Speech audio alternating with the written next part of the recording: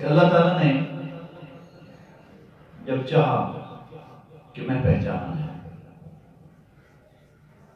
اس بات کے اندر بڑی ساری چیزیں چھپی ہوئی کہ اللہ تعالیٰ ایک چھپا ہوا خزانہ تھا، اور جب اس نے چاہا کہ میں پہچانا جاؤں، پھر اس نے کیا کیا کہ اپنے نور سے نور محمدی کو تخلیق کرنا ہے۔ پہلے رب اکیلا تھا، پھر رب نے جب چاہا کہ میں پہچانا جاؤں تو پھر ایک سے دو ہو گئے، اللہ اور پھر اللہ تعالیٰ نے اپنے نور سے اپنے محبوب کے نور کو تخلیق فرمایا، پھر ایک سے دو ہو گئے۔ پھر وہ جو نور تھا دونوں ایک دوسرے کو تکتے رہے، ایک دوسرے کو دیکھتے رہے، اور اس میں یہ بھی بات ہے کہ اللہ تعالیٰ نے اپنے محبوب کے نور کو پیدا فرمایا تاکہ میری معرفت ہو، تاکہ مجھے میں پہچانا جاؤں۔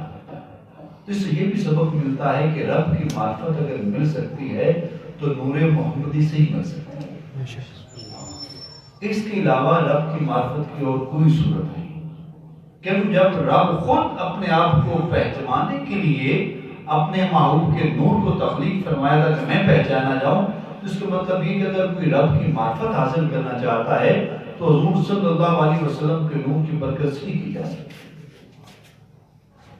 اور حضرت جابر سے روایت ہے کہ جب انہوں نے حضور نبی کریم صلی اللہ علیہ وسلم سے عرض کیا کہ سب سے پہلے اللہ تعالیٰ نے کون سی چیز پیدا کی، حضرت جابر نے حضور صلی اللہ علیہ وسلم سے پوچھا، تو آپ صلی اللہ علیہ وسلم نے فرمایا، اے جابر، اللہ تعالیٰ نے تمام اشیاء سے پہلے تیرے نبی کے نور کو اپنے نور سے بنا، پھر وہ نور جو ہے قدرت الہیہ سے جہاں اللہ تعالیٰ کو منظور ہوا سیر کرتا ہے،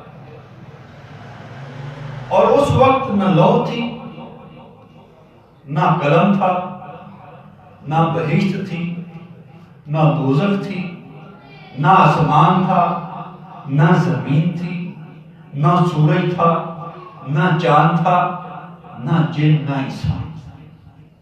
پھر اللہ تعالیٰ نے مخلوق کو پیدا کرنا چاہا، پھر اللہ تعالیٰ نے اپنی جب مخلوق کو پیدا کرنا چاہا تو اللہ تعالیٰ نے اس نور کے 4 حصے کیے۔ ایک حصے سے قلم پیدا کیا، دوسرے سے لوح کو پیدا کیا، تیسرے سے عرش۔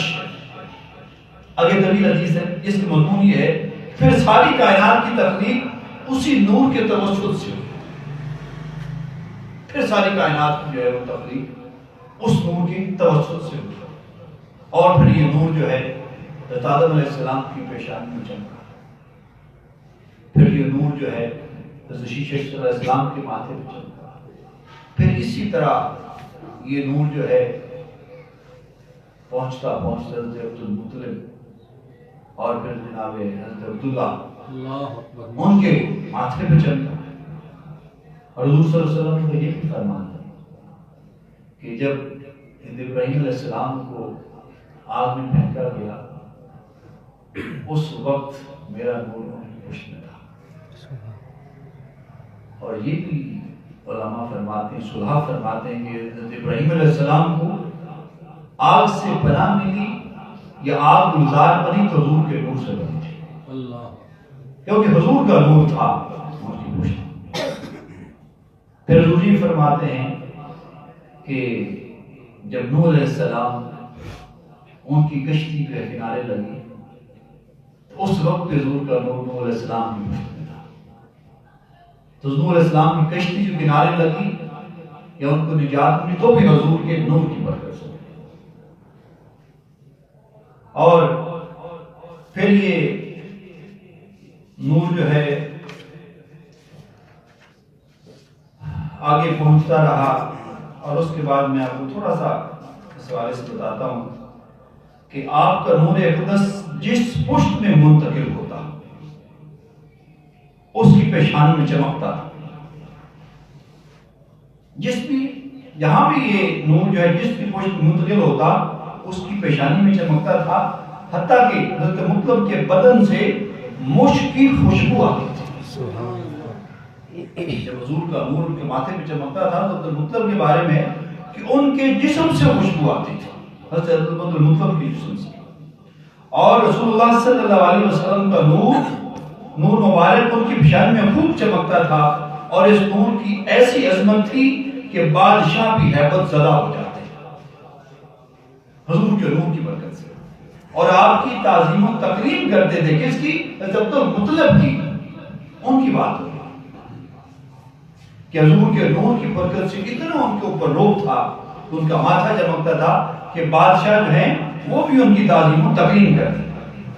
اور مروی ہے کہ جب آپ کا نور مبارک اپنی والدہ ماجدہ کی بطن میں منتقل ہوا تو قریش سخت قحط سالی میں مبتلا تھے. اس وقت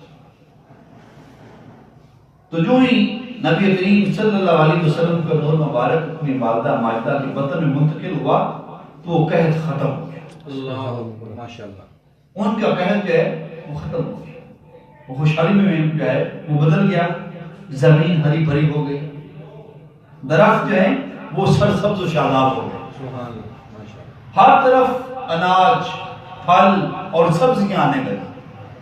اور تاریخ میں اس سال کا نام خوشحالی اور خوشحالی کا سال پڑ گیا.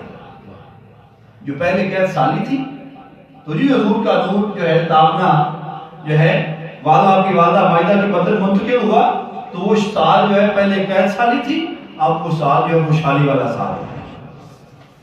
اور یہ جب حضرت عبداللہ ان کے ماتھے پہ نور چمکتا تھا تو ان کا حسن اتنا مشہور تھا کہ جب لوگ مکے کے لوگ شام میں جاتے تھے تجارت کے سلسلے میں تو جو یہودی عالم تھے وہ جان چکے تھے، ان کو پتہ چل گیا تھا کہ جو آخری نبی کا نور جو ہے وہ منتقل ہو چکا ہے حضرت عبداللہ کی پشت میں اور ان کے ماتھے پہ چمکتا ہے. تو یہودی عالم پوچھتے تھے ان سے کہ عبداللہ کیسے ہے؟ جب عبداللہ کے بارے میں آتا ہے کہ حضور صلی اللہ علیہ وسلم کے نور کی برکت سے ان کا چہرہ لال سرخ رہتا ہے، خوبصورت، اور قریش میں سب سے زیادہ خوبصورت ہے، اور حضور کے نور کی برکت سے. اور پھر حضرت آمنہ رضی اللہ تعالیٰ عنہ سے مروی ہے کہ جب حضور صلی اللہ علیہ وسلم کی ولادت مقدسہ کا وقت قریب آیا تو حسب معمول مجھ پر کیفیت طاری ہوئی. پھر مجھے اچانک محسوس ہوا کہ سفید پرندے کے پر کی طرح کسی روشن چیز نے میرے دل پر مسح کیا جس سے درد فوراً جاتا رہا. پھر مجھے جنت کا سفید مشروب پیش کیا گیا جو میں نے پی لیا. پھر مجھے ایک عظیم نور نے گھیر لیا. پھر میں نے خوبصورت طویل القامت عورتوں کو دیکھا. مجھے تعجب ہوا اور میں نے پوچھا تم میرے پاس کہاں سے آئی؟ انہوں نے کہا کہ ہم آسیہ فرعون کی بیوی جو حضرت موسیٰ علیہ السلام پر ایمان لے آئے تھے، اور مریم بنت عمران ہیں، اور ہمارے ساتھ ہی جنتی حوریں ہیں، ساتھ جنتی حوریں بھی آئی ہیں. پھر میں نے زمین سے آسمان تک سفید سی روشنی دیکھی. پھر میں نے فضا میں ایسے مرد دیکھے جن کے ہاتھوں میں چاندی کی سرائیاں تھیں. پھر میں نے سفید جلتی چڑیوں کو دیکھا جن کی چونچ زبرد کی اور پر یاقوت کے تھے. وہ میرے کمرے پر چھایا فکر ہو رہے. پھر اچانک ایک نور ظاہر ہوا جس سے مشرق و مغرب سب روشن ہو گئے، سب روشن ہو گئے. جب مشرق و مغرب روشن ہوئے اسی وقت میں نے 3 عظیم الشان جھنڈے دیکھے. اس میں جھنڈوں کا مسئلہ بھی ہے کہ جب سب مشرق و مغرب روشن ہوئے تو پھر میں نے کیا دیکھا؟ 3 جھنڈے. کہاں کا دیکھے؟ ایک مشرق میں دیکھا، ایک جھنڈا مغرب میں دیکھا، ایک کعبے کی چھت پر دیکھا. یہ جو آج عاشقوں کے گھروں پر جھنڈے لگے نظر آتے ہیں، حضرت آمنہ رضی اللہ تعالیٰ عنہ سے مروی ہے جو آپ کو سنا رہا ہوں کہ جب مشرق و مغرب روشن ہو گئے تو میں نے 3 جھنڈے دیکھے. ایک جھنڈا مشرق میں دیکھا، ایک مغرب میں دیکھا، ایک جھنڈا کعبے کی چھت پہ دیکھا.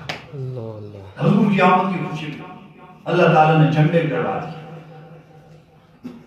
پھر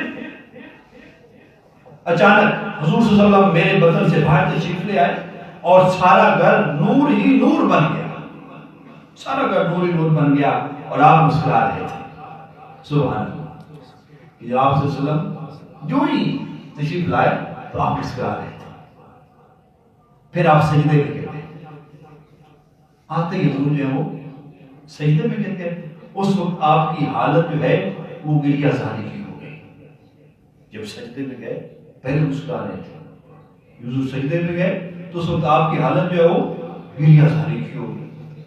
آپ نے اپنی انگلی آسمان کی طرف اٹھا رکھی تھی, وہ اللہ کی توحید کی شہادت دے رہے تھے. آتے ہی اللہ کی توحید کی شہادت دے رہے تھے. پھر اچانک آسمان کی طرف سے سفید بادل نمودار ہوئے. اس نے حضور کو ڈھانپ لیا. ایک منادی کی ندا ہوئی کہ حضرت محمد صلی اللہ علیہ وآلہ وسلم کو مشارق و مغارب اور بحر و بر میں پھراؤ. کہ حضور صلی اللہ علیہ وسلم کو مشارق و مغارب بحر و بر میں پھراؤ تاکہ سب انس و جن, ملائکہ اور چرند پرند الغرض ہر شے ان کی صورت اور اوصاف کو پہچان دے.